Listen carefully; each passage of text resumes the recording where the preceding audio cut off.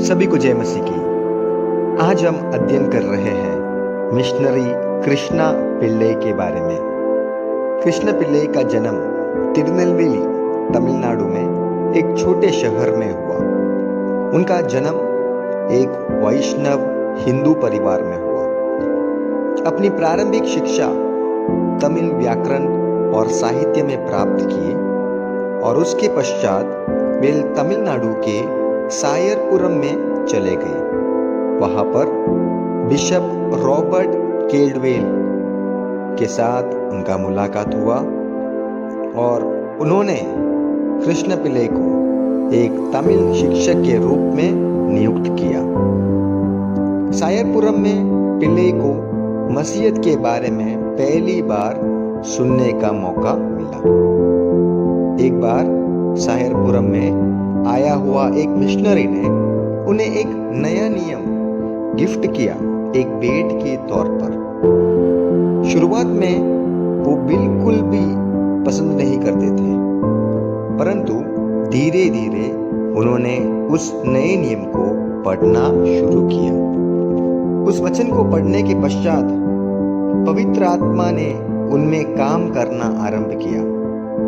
मनुष्य के प्रति परमेश्वर की योजना और क्रूस की कथा ने उनके जीवन को बदल दिया।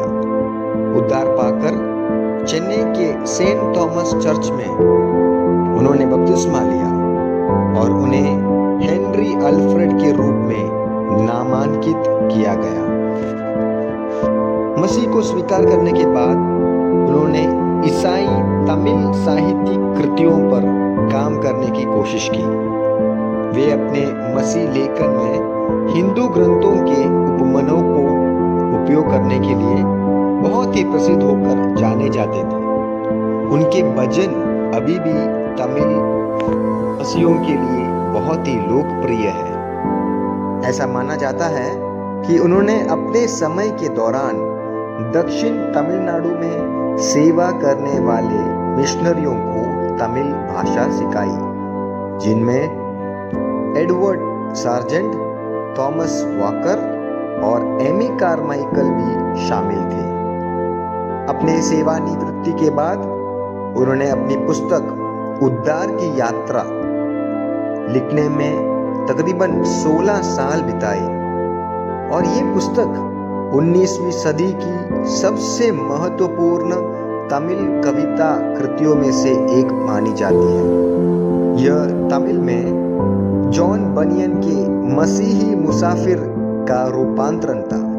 कृष्णा पिल्लई की साहित्यिक कृतियां महान तमिल कवि चक्रवर्ती कंबन के साथ बराबरी पर थी, इसलिए उन्हें क्रिश्चियन कंबन कहा जाता था। अपनी साहित्यिक प्रतिभाओं के माध्यम से प्रभु के लिए बहुत कुछ पूरा करने के बाद कृष्णा पिल्लई सन 1900 में अपने स्वर्गीय निवास के लिए रवाना हो गए। क्या हम भी इस प्रकार परमेश्वर ने हमें दिए उन वरदानों का इस्तेमाल करते हुए परमेश्वर की सेवा करने में लौलीन है? परमेश्वर हमें मदद करे। धन्यवाद।